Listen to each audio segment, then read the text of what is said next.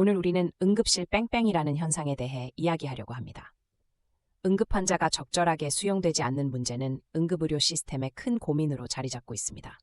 이러한 문제를 해결하기 위해 현장의 전문가들이 모여 의견을 나누었고, 이들은 하나의 정책이나 제도로는 해결하기 어렵다고 입을 모으고 있습니다. 서울 중구에 위치한 중앙응급의료센터에서 열린 설명회에서 전문가들은 응급 환자의 이송과 전원, 그리고 최종 치료 단계까지의 전반적인 과정에 대한 심도 깊은 논의를 진행했습니다.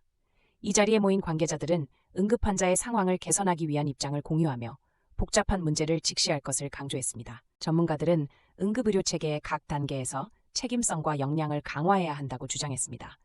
이들은 단계마다 합당한 보상과 충분한 지원이 필요하다는 점을 강조했습니다.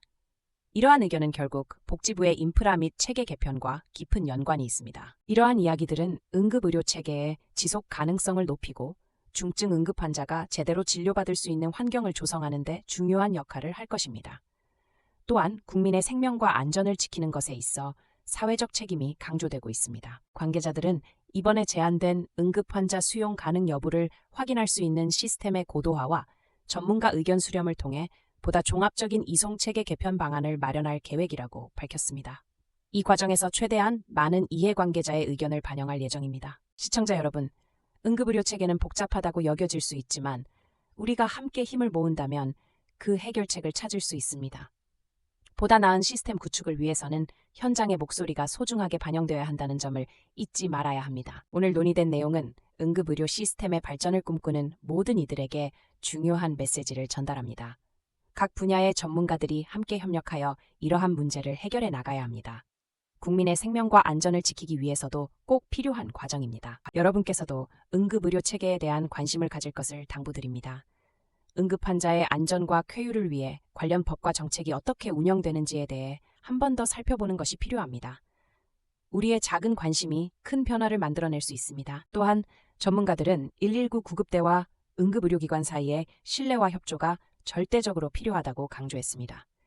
중증도를 판별하는 한국 응급환자 중증도 분류 기준이 통일되어야 한다는 의견이 힘을 얻고 있습니다. 각 응급 상황에 대한 적절한 대응, 환자의 분류 및 수용을 위해서는 모든 관계자의 협력이 필수적입니다. 이러한 체계적인 접근은 환자들이 신속하게 치료받을 수 있는 환경을 조성하는 데 기여할 것입니다. 이번 설명회에서는 의료계의 경험과 현장 지식이 결합되어 더 나은 방향으로 나아가야 한다는 의견이 주를 이루었습니다. 서로의 의견을 존중하면서 협력하는 과정이 무엇보다 중요하다는 점을 인식해야 할 것입니다. 특히 응급의료 체계는 단순히 한 가지 해결책으로는 해결될 수 없는 복합적인 문제입니다. 각 단계에서의 역량 강화와 그에 따른 책임 절감이 함께 이루어져야만 실질적인 개선이 가능할 것입니다. 또한 오늘 발표된 내용 중에서 합당한 보상과 충분한 지원이 함께 따라야 한다는 점은 우리 모두가 유념해야 할 사항입니다.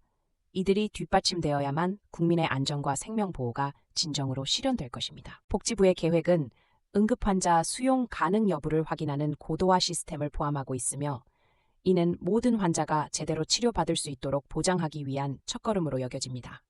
이러한 노력은 환자의 안전을 위한 필수적인 기반이 될 것입니다. 이처럼 오늘 논의된 여러 주제들은 단순한 문제를 넘어 우리 사회의 안전망과 직결된 매우 중요한 사안이라는 점을 상기시켜줍니다.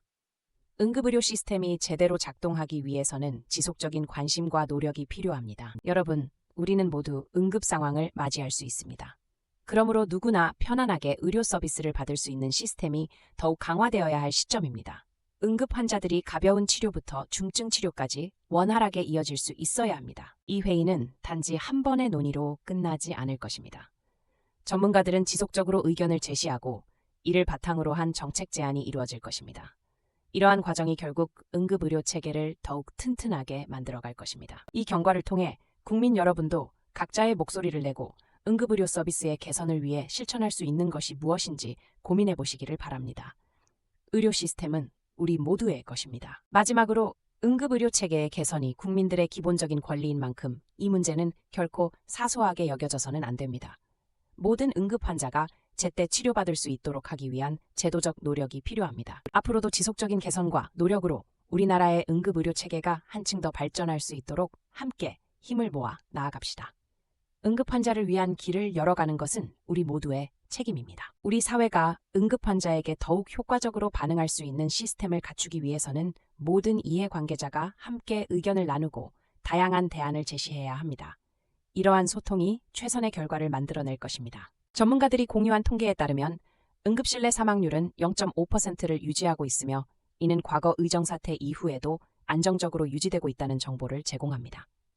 하지만 이 통계는 결코 안주해서는 안 되는 숫자입니다. 응급 환자들에게 더욱 효율적인 시스템을 제공하려면 각 병원의 수용 능력과 이송 거리를 평가할 필요가 있습니다.